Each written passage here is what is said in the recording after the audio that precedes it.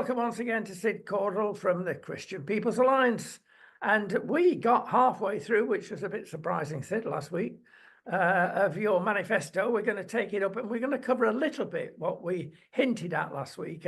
And I called you a bit tight because you were only going to £15,000 tax-free income and not 20,000 that Reform want. On your side, at least, you're giving 2p off the pound down to 18p. But is that going to be enough to get the couch potatoes off their sofas? Well, I don't know. I mean, at the end of the day, we will cut taxes if there's the money available to cut taxes. But we've also got a major problem in reducing debt. I mean, debt is 99% of gross domestic product, which is historically very high. I mean, we're now got in a situation where the interest on our debt is 90 billion a year, which is a phenomenal amount of money. So we can't afford to say, oh, you know, we're going to just recklessly cut taxes and who cares about the consequences. We've got to literally be able to say, look, we can save this money here, which is what we're saying. We believe we can save this money on removing the additional social requirements on government contracts. We believe we can save 10% on government contracts on that basis. If we can save the money, we'll use that to cut taxes. But our whole policy of we're taking money from quangos. I mean, we've said 100 billion immediately. I think we can take a lot more than 100 billion over time, because we're talking about they're costing 265 billion currently.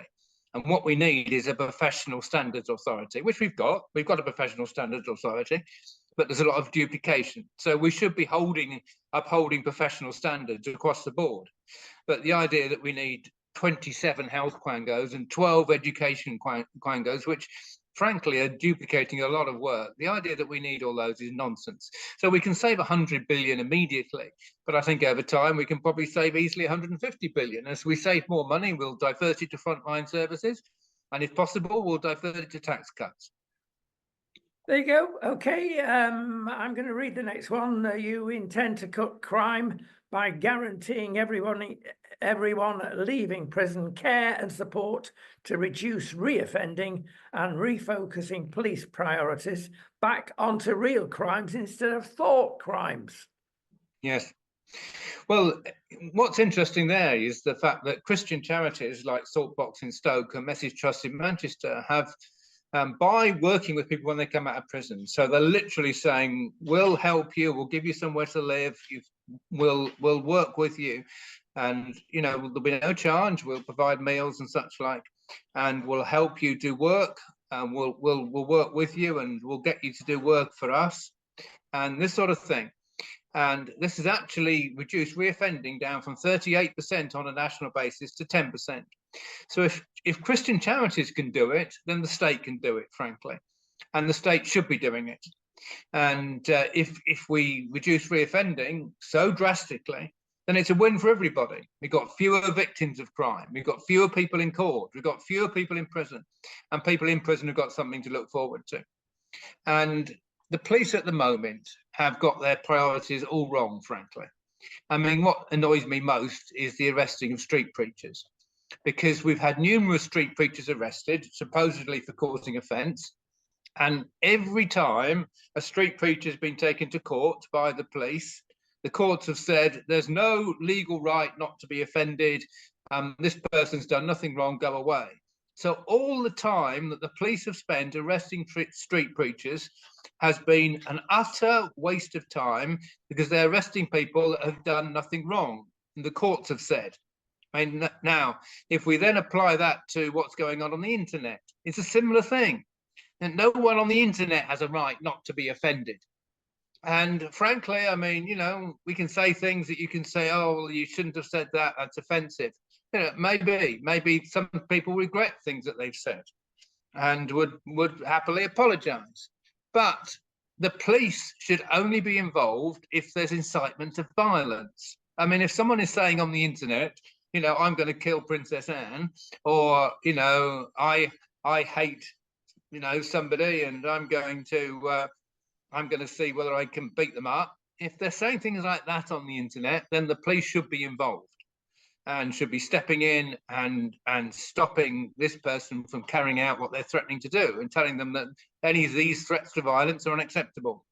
But if I say, I disagree with homosexuality, I believe it's a sin and people need to repent of it, if they basically pay me a visit for saying that, that is not against the law. Sorry.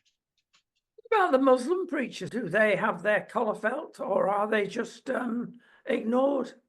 Well, that's a very interesting point, because you see, we had two people, Michael Adebolaja and Michael Adebowale, who were regularly preaching in Woolwich, and later on they actually murdered Lee Rigby and are now in prison for murdering Lee Rigby.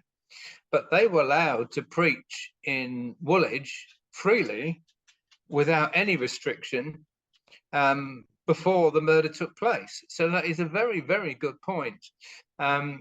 I don't think, by the way, that Muslims that preach at Speaker's Corner should be arrested, because I think that is one place when people should be allowed free speech, even if they say things that are, that are unpleasant.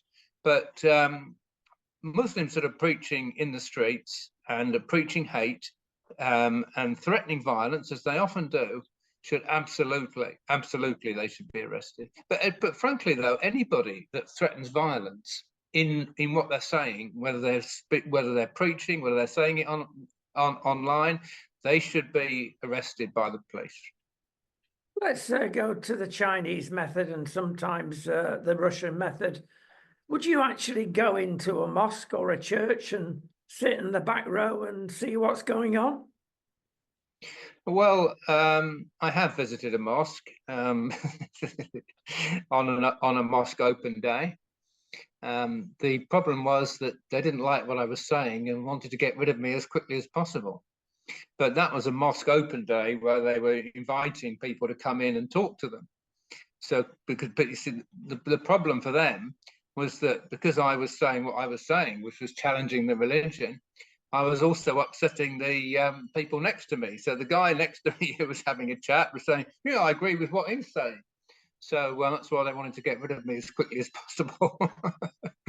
But no, I've got no problem whatsoever in understanding what the opposition believe. And I think it's good to understand where Muslims are coming from and what they believe. It's good to understand where homosexuals are coming from and what they believe. It's good to understand what Kainos are coming from. Kainos being Christians in name only, people that say they're Christians but don't believe the teaching of Jesus.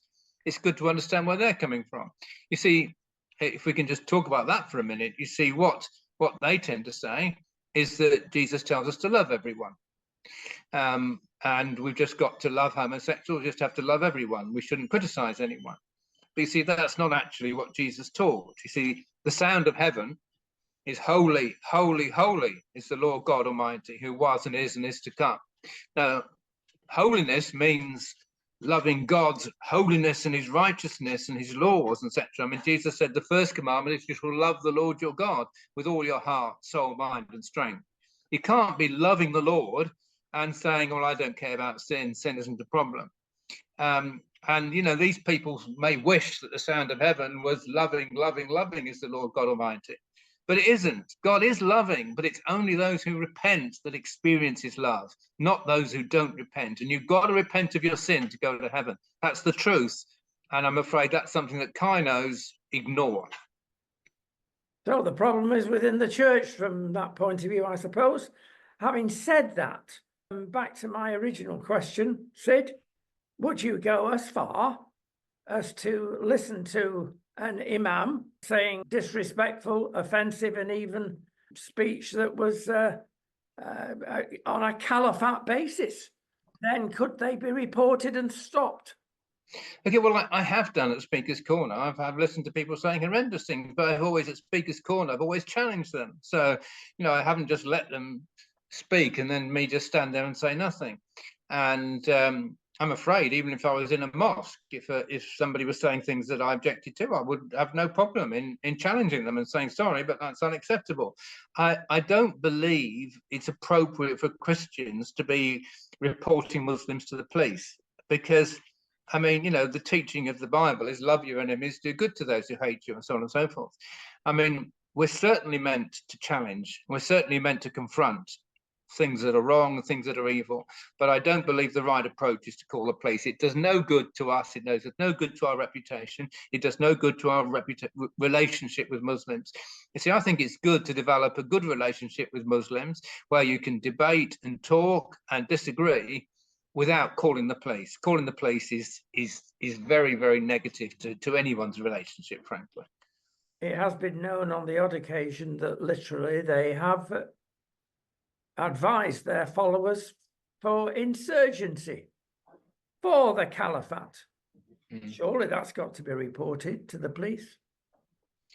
Well, I mean, if I thought there was some threat of violence and something that was planned, that was some terrorist event, then obviously that would be reported to the police. But I would never report a Muslim for their opinion, for expressing their opinion, even if I strongly disagreed with it. Okay. Another thing that will touch many hearts is Save Our City Centres. Help shops stay open by getting rid of commercial rates. Golly, that's going to cost a fortune. You say 21 billion. A lot of money, Sid. Yeah, well, we say, well, we'll get it from. You see, the idea there is what we're saying is we'll introduce a turnover tax. So every business will pay a percentage of their turnover, which we say we'd initially set at 5% to see how it works. And it will operate like a seller's VAT. So at the moment, when you buy something from a shop, you pay 20% VAT on as a purchaser, but the seller pays nothing. What the seller pays is a percentage of the profits that they make. But the problem is that there's masses of companies like Google and Facebook and Microsoft, and also companies like Shell and Starbucks and McDonald's and all these companies. They send all their profits abroad. So they don't pay corporation tax, which is the tax on profits in the UK, because there's double taxation rules, you see, which are internationally agreed. So if a company like Facebook, for instance, that's located in Ireland, pays their corporation tax in Ireland because it's only 10% in Ireland, then they can't be charged corporation tax in the UK because they've already paid a tax on their profits, because otherwise they'd be paying tax twice, and that's an international recognized rule. So you can't sort of say, oh, well, we're going to force these people to pay a corporation tax in the UK. No, that won't work. But if you say, well, we're going to force them to pay a tax on as a percentage of their turnover, then that will work, because you can do that, but it'll only be turnover in the UK. So Shell will, for instance, who are located in Holland and pay corporation tax in Holland, so don't pay tax on their profits in the UK. If we had a turnover tax, we'll pay 5% on all their turnover in the UK. So all the petrol sold in the UK and all the products sold in the UK by Shell would have to pay 5%, and that's how we would get the tax. Now, we'd still have the same threshold. Well, at the moment, the VAT threshold is 90,000. We'd raise that to at least 120,000. So any small businesses wouldn't pay the 5% if their turnover was less than 120,000. It's also British businesses would be able to offset the turnover tax against the corporation tax they pay. So British businesses would pay less than foreign businesses. Now, the effect of this, of what we're saying, is we would use a substantial amount of that money. We believe we could raise 40 billion. We would use 21 billion of that to get rid of commercial rates. So what would then happen was, if you buy something online, you pay 5%, or the seller pays 5% as well as VAT. If you buy something in a shop, the seller pays 5% as well as the VAT. No commercial rates. So you pay the same tax if you buy online or you buy in a shop. See, at the moment, if you buy online with a company like Amazon, for instance, who send all their profits abroad, you pay less tax than if you go and buy in a shop. No, that's not right. That's not right. We're not going to stop people buying online. Of course, I mean, that's fair enough. But you should pay the same tax if you buy online or you buy in a shop. And that, quite frankly, that change should have been brought in 10 years ago. I mean, really. And I believe, the Evening Standard have said this is a modern way of taxing, and they said that about 8 years ago, this is a modern way of taxing.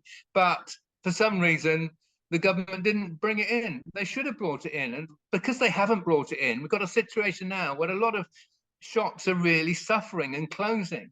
And there's numerous city centres that are really suffering badly.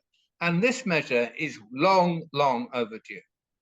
I've got a better one for you, Sid, that would guarantee that you get elected. And it's dead simple.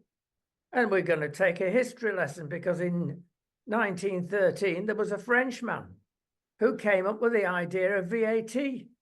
My goodness, you couldn't make it up. And there we go.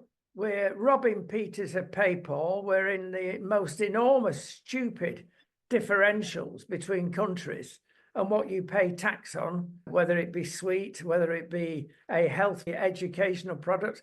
It's an absolute nightmare and throws many people out of business because they just can't keep up, because they're only a single business, a family business, and they get fed up.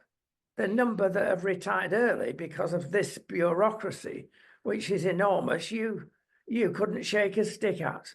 Now, having said that VAT must go, what must replace it? Well, it's a model very similar to you've mentioned, but so simple. America, Canada have gone for a purchase tax like we used to have. Problem solved, paperwork cut, civil service cut by an astonishing amount of people to control the VAT system as is now. At the till, when you go out of your supermarket, 10% is added on. Simple. Everybody's happy. Why don't we do it? Well, purchase tax and VAT, as I understand it, are virtually the same. But obviously VAT is 20%. We did used to have a purchase tax before VAT, and the purchase tax was 10%. You're quite right. But you see, we actually moved from 10% to 20% at the same time as we cut income tax. And that was Margaret Thatcher. Margaret Thatcher felt that we should have more indirect tax, which is VAT, and less direct tax, which was income tax. Now, obviously, the thing is, if you got foreigners, for instance, here visiting the country and buying things in the shops, if they pay 20% VAT, they're paying the same tax, obviously, as a British person. But if the British person is, if they're only paying 10%, then they're paying half the cost.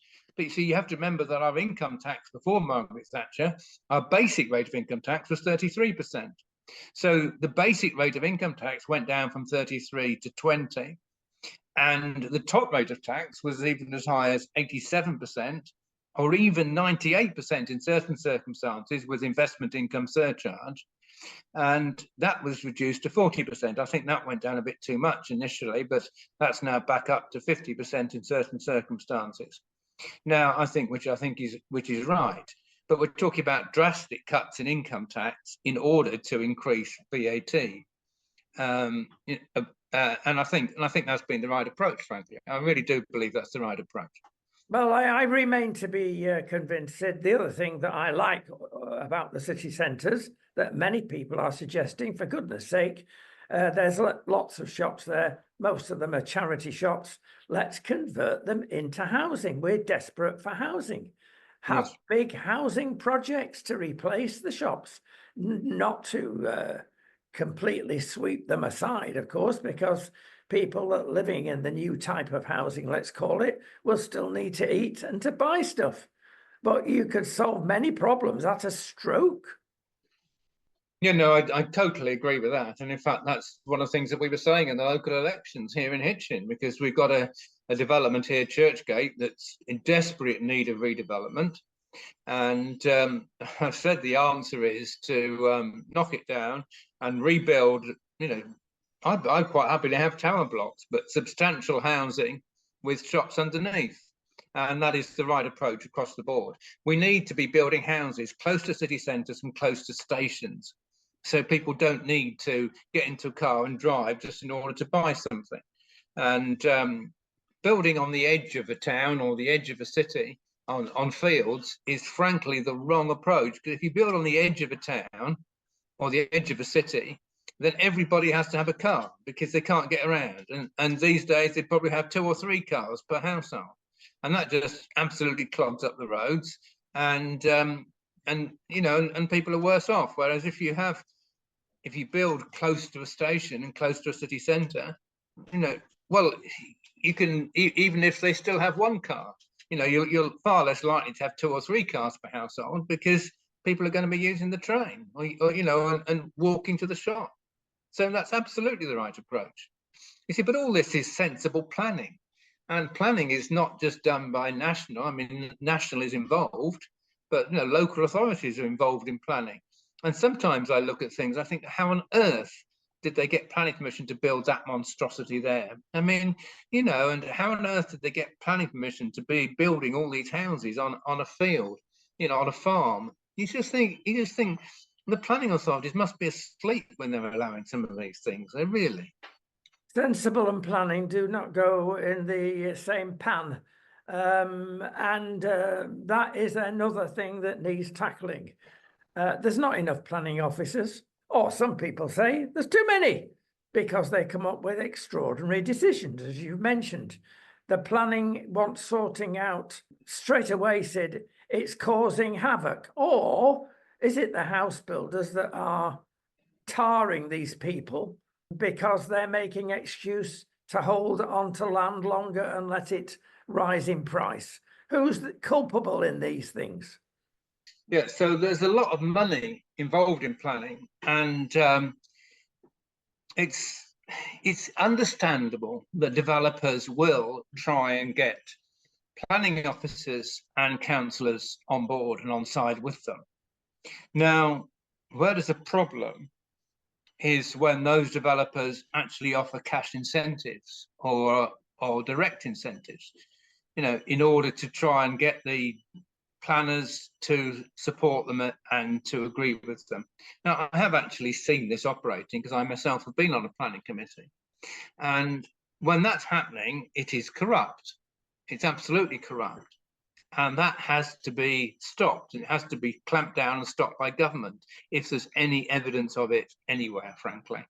But we've got to take planning decisions in the interest of the community, not in the interest of the planners or in the interest of the councillors who may be making the decisions. We move on. Rebuild Britain, and I'll read this one. Invest in a new London airport in the Thames estuary. 40 billion per year until it's built. How long is it going to be built for? Is the first question I've got to ask. And it goes on, HS2, 20 billion per year to complete that. I don't support the second thing. The first thing I support. Sid? Well, okay, so the first thing, the London airport. Now, this is going to be built in the Thames estuary. So we've got a similar airport that's actually been built in Hong Kong, which was built on the water. So we know we can build it.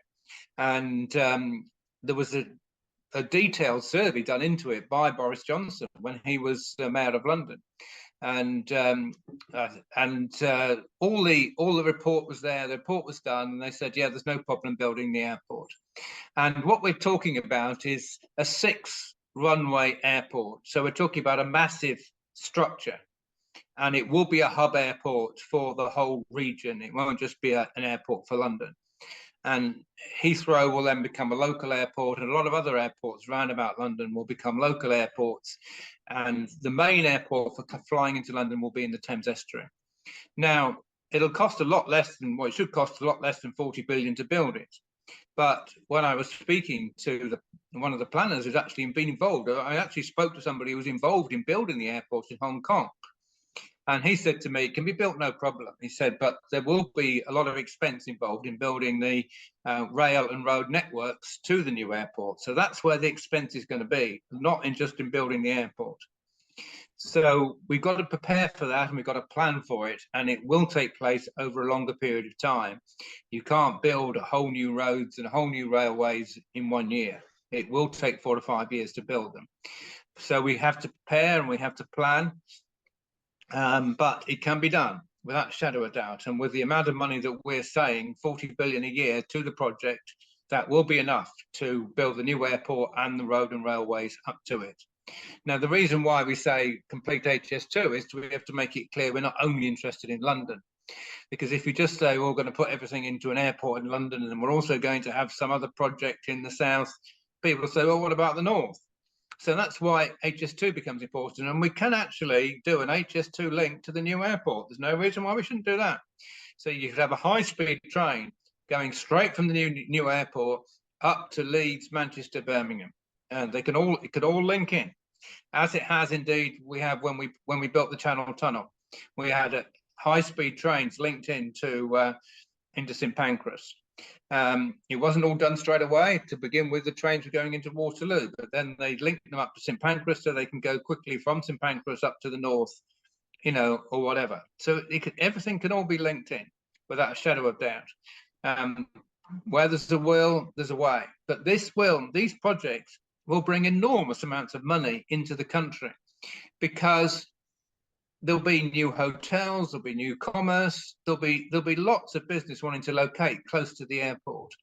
So we're talking about enormous amounts of money, enormous amount of development. A lot of businesses will be wanting to fly into the airport and to do their business located nearby.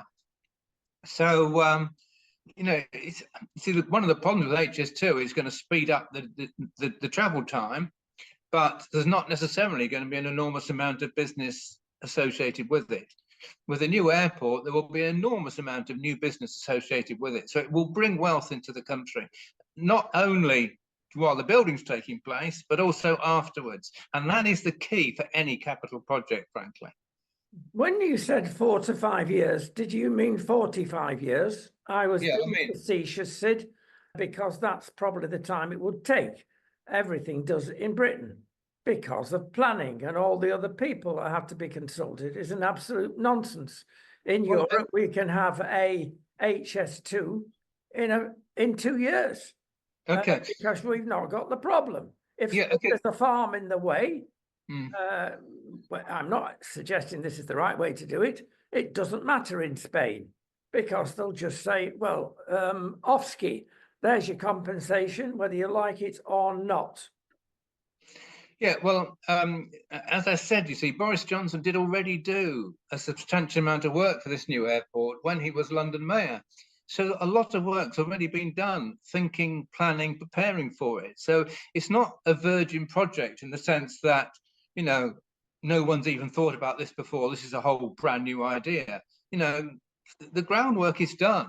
All we've got to do is to say, right, the decision's made now, we're going to start this project. And I believe we can get these projects substantially completed in 4 to 5 years. Well, the other item, HS2, I certainly have got no sympathy for. I see it from a European perspective and see what things happen down in the majority of Europe. Europe's big, Britain's small.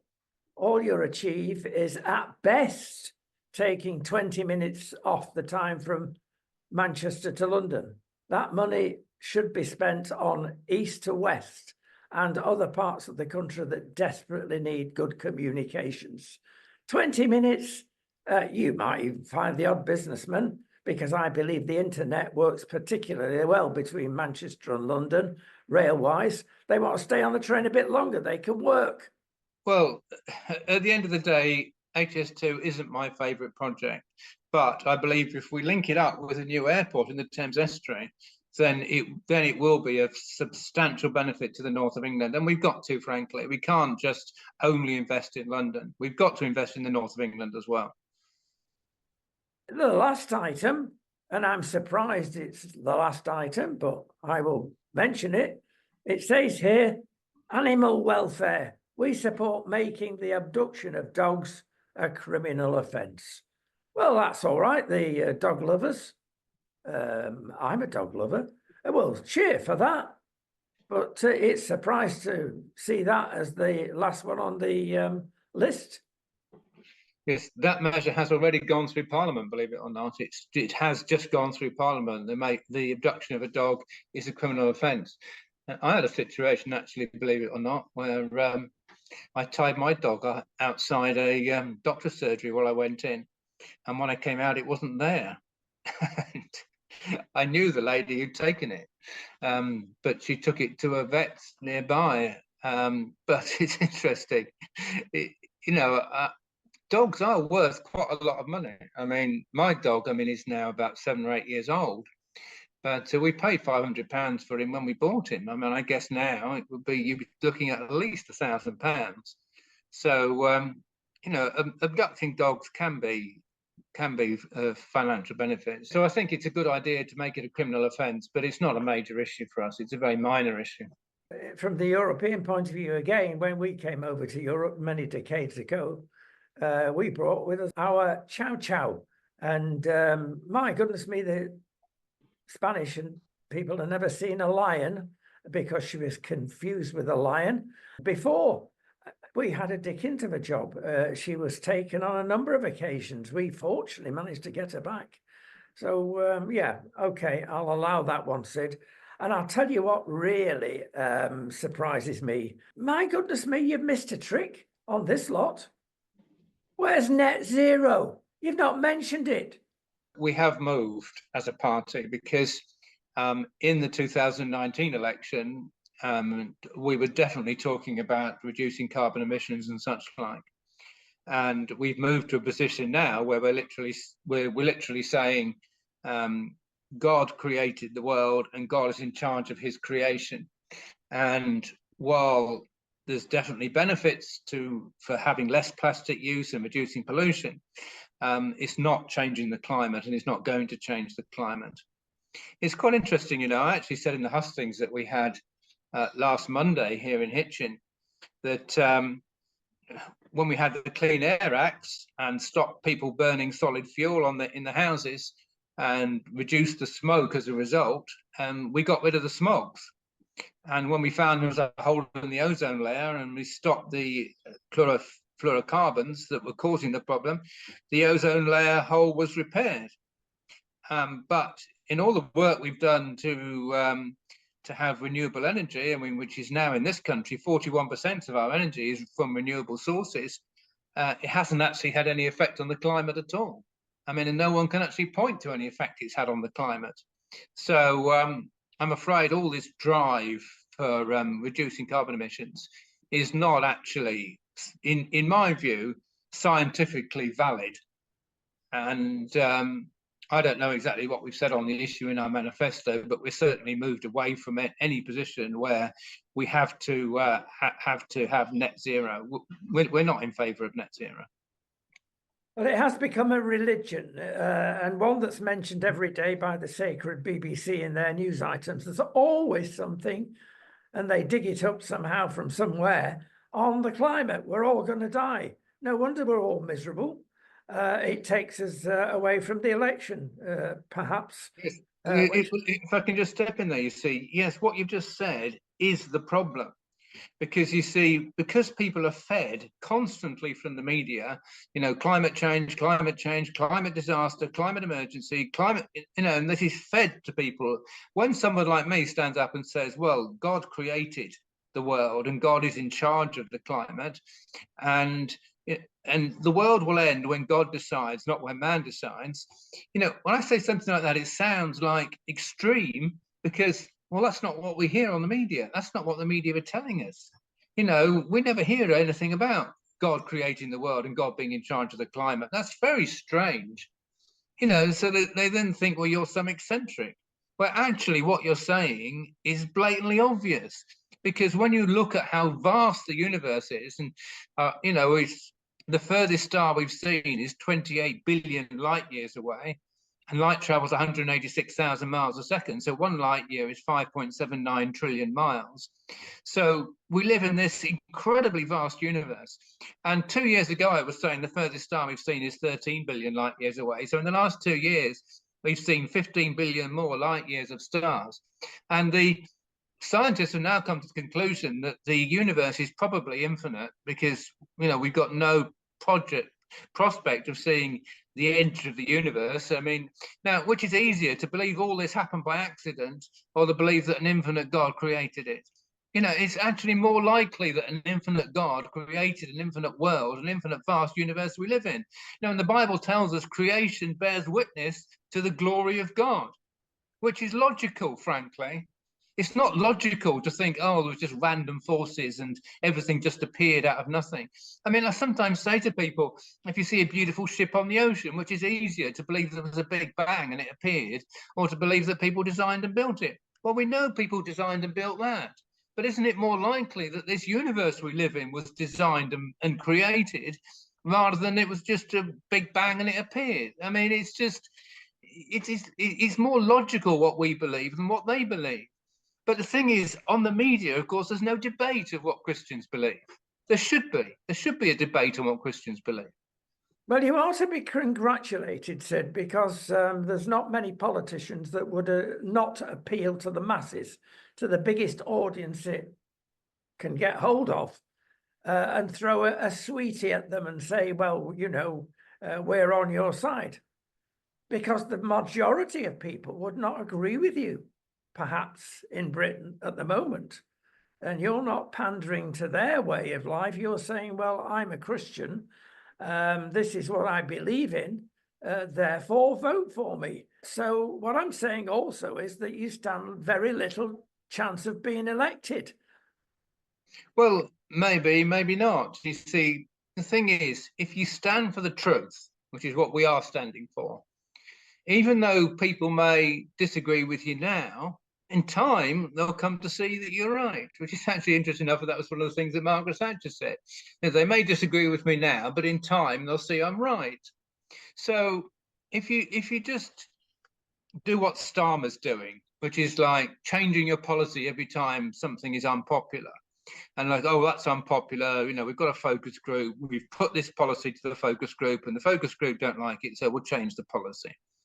See, if you carry on like that, you see, in time, people think this person's completely untrustworthy. We don't know what they're going to say next. How can we vote for them? We don't know what they're going to do.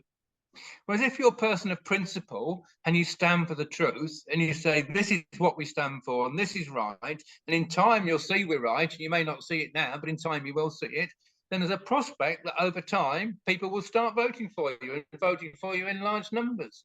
You know, you see, one of the problems with politicians is there's too much expediency. Oh, well, this is the popular policy now, so this is the policy we'll go for. You know, and then 10 years down the line, they're voted out of office because people say, well, that policy turned out to be false. You've mentioned Sir Keir there, and it's clear that things are not what we thought about. Things are coming out that people are getting frightened, I use the word fear there, advisedly, of what is really going to happen. Well, he wants to completely reform the Constitution. If you look into what he's asking for, permission to be the next government. First of all, he wants 16-year-old vote. So I want your comments on that, together with the fact that he wants to get rid of everybody 80 plus in the House of Lords. Can I have those comments, Sid, before we move on to other nasties that are coming out? Well, the first 16-year-old voting, he's only doing that because opinion polls say that 16 to 18-year-olds are more likely to vote Labour. 90%, Sid, that's the latest one I've got. 90% of them vote Labour. Yeah, and if 90% are going to vote Labour, then it's like, this is in our interest to do it. If opinion polls said 90% were going to vote Conservative, he wouldn't even dream of doing it. So it's not a principled move, it's a matter of expediency. And I think it's very, very dangerous, frankly. And I sat next to somebody in church on Sunday who was 15, and I was talking to him, and there's no way that guy next year is going to be ready to vote in an election. You know, I'm sorry. You know, it's 15, 16-year-olds. They're not ready to go and cast a vote intelligently because they haven't yet got an experience of life. Even 18-year-olds, you know, in many cases don't fully understand a lot of the issues, but at least they've got a much better chance than 16-year-olds. I mean, it's just expediency, and it's not right. As far as 80-year-olds in the House of Lords, I mean, as I said before, our policy is reforming the House of Lords completely and having an elected second chamber, which just about every country in the world does. And it's not right that we don't have an elected second chamber, in my opinion. Sir Keir apparently is going to fill the House of the Lords with his own cronies. Well, that's what Tony Blair said he was going to do and did do to a large extent. And whereas, of course, traditionally the House of Lords was more conservative because the hereditary peers, most of them were conservative, and of course Tony Blair got rid of them or had a ballot to reduce the numbers enormously. I think there's a danger in keep tinkering with the House of Lords without actually doing proper reform. We need proper reform and have a second chamber elected. That's my opinion. Well, the other thing that is complete and utter madness, in my humble opinion, is going to devolve more powers to the, to Scotland and Wales, certainly. Goodness knows where Northern Ireland is. Well, it's still in Europe, as we know. Let's stick to that. So he's going to devolve power to the regions in general. I mean, I can't credit that when you see particularly with Wales and Scotland, the havoc it's caused. It's come back to bite them big time already. Well, yeah, but also when we had the last Labour government, we had John Prescott, who was the Minister for the Regions, and they thought that they could set up regional government all over England. And they thought they'd start with the northeast, because the northeast is the furthest from London, so they're more likely to vote for regional government than anywhere else. And the northeast overwhelmingly rejected regional government. So I'm sorry, no, there is no desire in England to have regional government, and we don't want it. It's a EU idea, and which the reason he's probably proposing it is because it's, like he says, bring us closer to the EU. It's an EU idea, an EU concept, and we don't want it in the UK. Thank you. State intervention in energy is the other nightmare coming along. The great British Energy Company, whatever they'll finally call it, they're going to control everything, stop any further North Sea or fracking or anything. They just want windmills. Yes, which is, I mean, as I said earlier, I mean, our renewable energy is now 41%, which is one of the highest in Europe. As we've said previously on this programme, all renewable energy has to be backed up by guaranteed energy, because if you have situations like we had in January where the wind isn't blowing and the sun isn't shining, if you've got 70% renewables, I mean, the Green Party in my husting said we want 70% renewables. Well, if you had 70% renewables and the wind wasn't blowing and the sun wasn't shining, you'd then have the lights would go out. I mean, that's the reality of it. So all renewable energy has to be backed up by guaranteed energy in case it fails. And for that reason, you cannot go above 50%.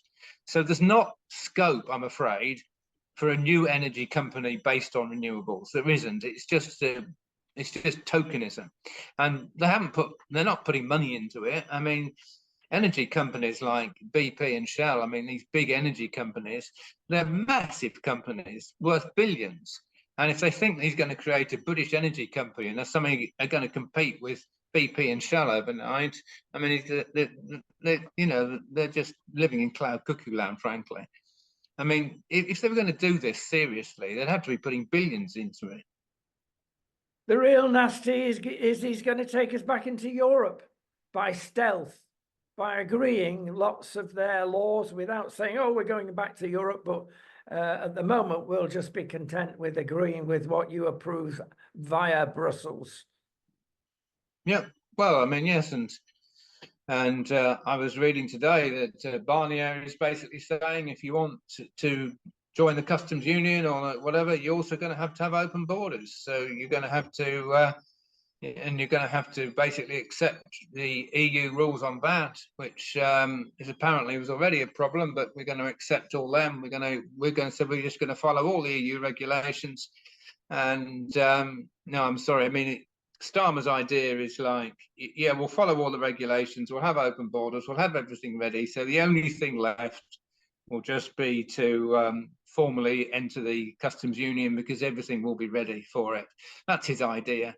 And like you say, it's joining the EU by stealth. It's not what we voted for and it's not right. I have to say, by the way, that we're drawing towards the end of this election now. and the election campaign's already been going on for 5 or 6 weeks. The more it goes on, my perception is the more people are turning against the idea of a Labour government. And whereas at the beginning of the election, it was like, oh, foregone conclusion, we're going to have a massive Labour majority.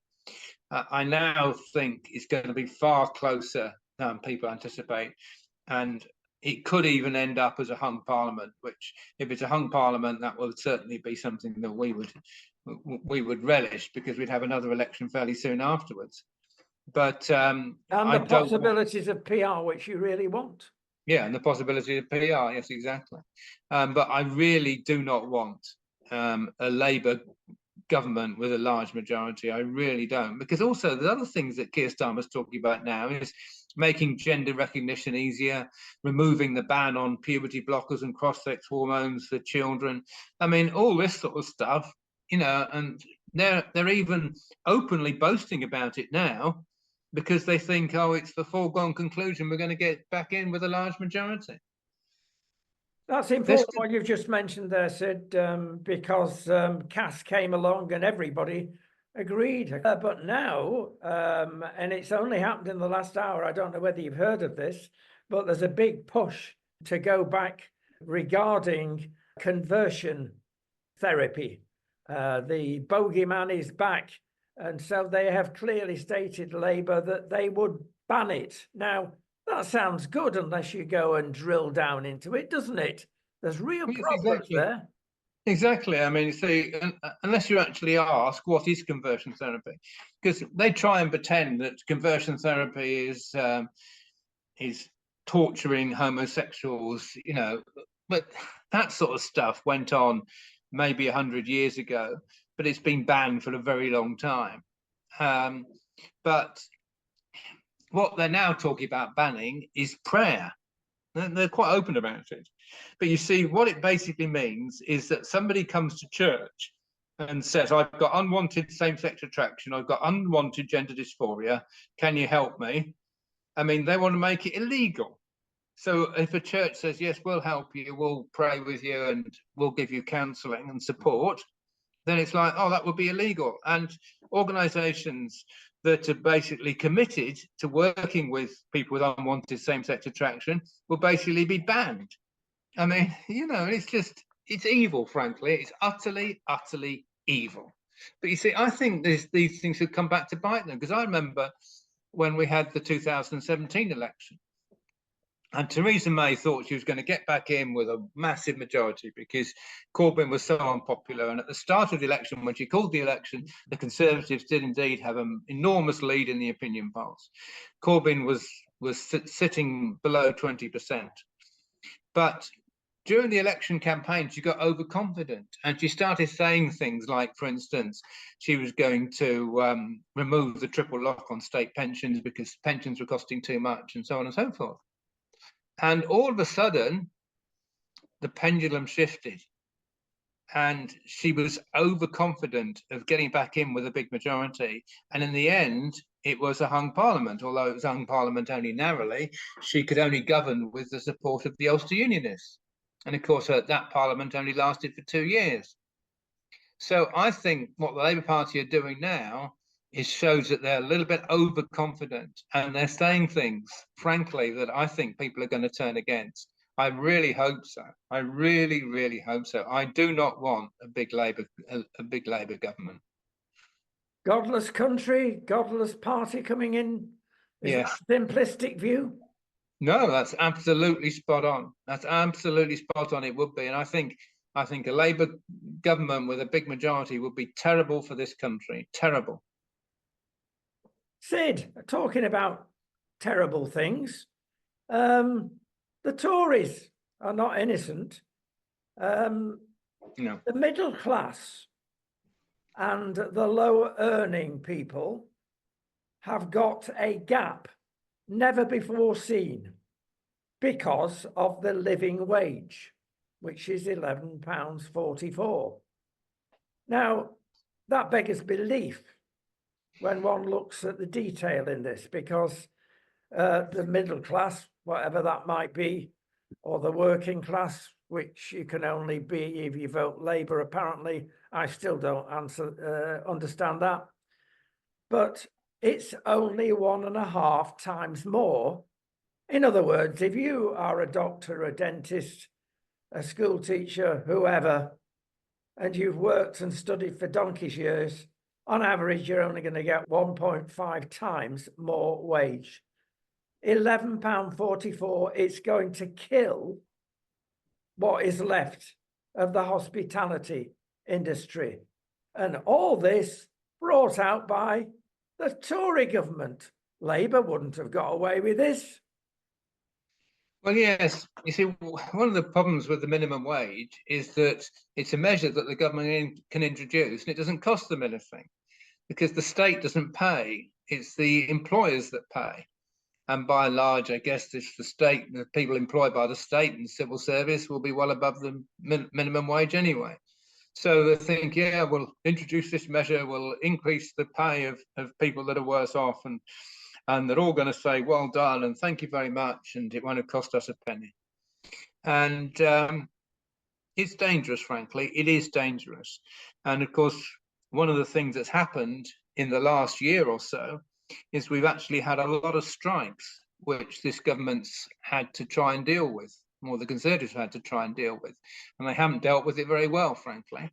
And they haven't been clear on what their policy is or where they stand or where they're going.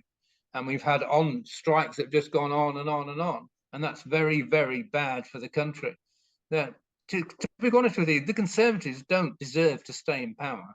And I don't want the Conservatives to stay in power. I want a hung parliament because I don't want Labour to come in with a big majority. And I don't want the Conservatives to stay in power either. We can't leave, Sid, without mentioning the England football team. We can't mention even the dreaded Lineker, who has actually stopped talking politics, but now has expressed his views on football, and they've not been welcomed either. He cannot speak without getting it wrong, can he? Yeah, well, unfortunately, I really liked Gary Lineker as a footballer. I thought he was brilliant, and there's very few footballers that have gone through their entire career and never been booked, but he did, and he scored 49 goals for England, which at the time was almost a record. But his politics are just terrible, frankly. And when he talks politics, it just comes out with complete nonsense. So really, he needs to stick to football. And one of the problems is, of course, he comes out with political statements that nobody can actually challenge because he doesn't speak them out in a political environment. He speaks them out in a sporting environment. So people can't come along and say, sorry, what you're saying isn't right for these reasons. So he comes out with these statements, and the only choice people have got is to turn off watching a BBC Match of the Day, and it's unfortunate. We've said in the past, Sid, that you can't win by woke. If anybody goes through his whole football life not being booked, he's got to be woke by definition. Gareth is the wokest thing ever to, apart from the aforementioned gentleman, to take to a football field. He's not tough enough. The English team is not tough enough. They won't win anything. Listen, I love to eat my words, but I don't think I will. Well, what I want in this next match is for him to introduce some of the fringe players. I mean, Carlton Palmer, isn't it? He's done brilliantly for Chelsea. He's there in the England team, and he hasn't had a minute on the pitch so far. To me, in Denmark, the players were looking very tired, and he needs to bring in some fresh faces, some players that are a bit less tired because they've been sat on the bench for the last couple of weeks, and let them see what they can produce. But if we just carry on with the same team, I think we're going to go down, frankly. Well, that's cheered everybody up. We've been cheered up to date, Sid, and thank you for that. It's not long off now, 10 days or so, and we all know already. It's worth bearing in mind that people are now questioning whether we should have that many polls that we've had, all giving us some ideas, and a lot of them are not truthful. The other thing that we have also mentioned is that straw polling is very accurate. It's accurate to within 2%. So we needn't stay up all night. We'll know before we go to bed what's happened. Is this cheering the nation up? I don't know. I tell you what, Sid, we get a lot of visitors out here in Spain and in Portugal. They're not happy with Britain. Britain is not a happy place. I'm going to give you the last words on that, Sid. Well, yes, I think you're right. And I think one of the reasons why Britain isn't a happy place is because we've departed from the Christian values which underpin this nation. You see, it's interesting. I mean, I love what happened in Fiji. And sometimes people think, oh, why are you talking about Fiji? But you see, it's interesting because the history of Fiji was that they were cannibalistic islands. And we had a missionary from the UK that went to Fiji, and they killed him and ate him. And people think, oh, well, you know, sometimes people think that's funny. No, it wasn't funny because it was very serious. And they were warned that if they did that, curses would come on the islands. But then they went through a national repentance and repented of what they'd done and repented of all of their sins. And the result of the national repentance they went through was that the coral reef came back to life. All the rivers started to run clean, and they started to get this enormous vegetation. And the other thing that struck me when you're looking for the films of it is that everyone's happy, you know, and the Fijians are incredibly happy, you know, in their beautiful islands, worshipping God and serving the Lord. And, you know, in the past in Britain, you know, we were a light to the nations, really, sending missionaries all over the world, including to Fiji. But we've departed from that position. As we depart from that position, we're now more and more miserable. I mean, that's the reality of it. To get back to being a happy nation, we've got to get back to being a godly nation. That's the truth. Whatever the weather. Sid, thank you so much. We'll see you next week.